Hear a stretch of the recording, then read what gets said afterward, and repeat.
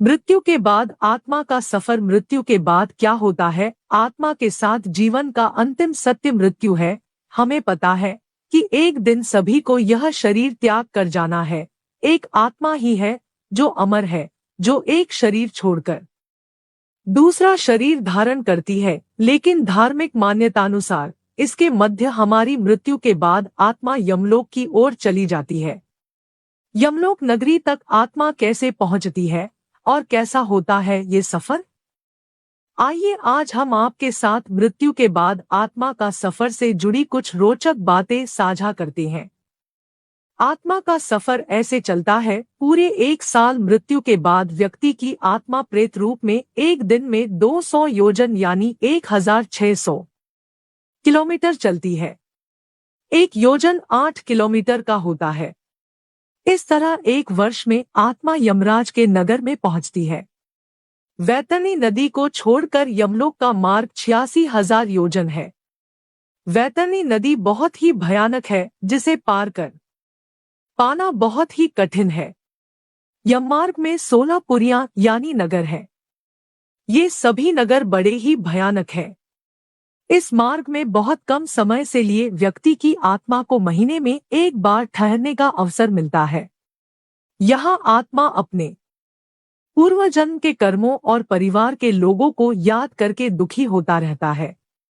यमदूतों की यातना से दुखी होकर आगे कैसा शरीर मिलेगा यह सोचकर भी घबराता है। यममार्ग में कई नरक हैं, जिनमें कुछ नाम है अंधतम और ताम्रमय। अंधतम कीचड़ और जोंक से भरा है, जबकि ताम्रमय तपे हुए तांबे जैसे गर्म है। इस मार्ग से जाते हुए पाप कर्मों को करने वालों की आत्मा दुख पाती है। यमराज के भवन पर धर्मध्वज नाम का द्वारपाल पहरा देता है। यही चित्रगुप्त को पापी लोगों की आत्माओं के यमलोक में आने की सूचना देते हैं। यमलोक के द्वार पर 2 भयानक कुत्ते भी पहरा देते हैं, जो पापियों को देखकर लाल आंख किए उनको झपट लेना चाहते हैं।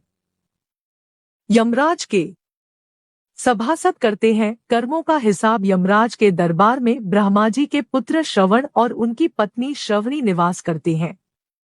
श्रवण पुरुषों के सभी कर्मों का लेखा रखते हैं। ये पुरुषों की सभी बातों को दूर से ही सुनकर उनके पाप पुण्य का लेखा जोखा रखते हैं। इनके कहने के अनुसार ही यमराज पुरुषों को उनके कर्मों के अनुसार फल देते हैं। कर्मों का मिलता है फल। श्रवण की पत्नी स्त्रियों के पाप पुण्य को यमराज से बताते हैं। इनकी बातों और सलाह के आधार पर यमराज महिलाओं को उनके कर्मों का फल प्रदान करते हैं। सूर्य, चंद्र, जल, आकाश, मन, दिनरात और धर्म मनुष्य के कर्मों को जानते हैं। यमराज व्यक्ति के कर्मों का हिसाब करते समय इन्हें भी गवाही के लिए बुलाते हैं। मिलता है नया शरीर। कई ऋषि और अश्वमेध यज्ञ के फल से उत्तम लोक में गए राजागण भी यमराज के दरबार में सलाहकार होते हैं। सभी से विचार और सलाह लेने के बाद यमराज व्यक्ति को दंड और उसके अगले शरीर के बारे में विचार करते हैं।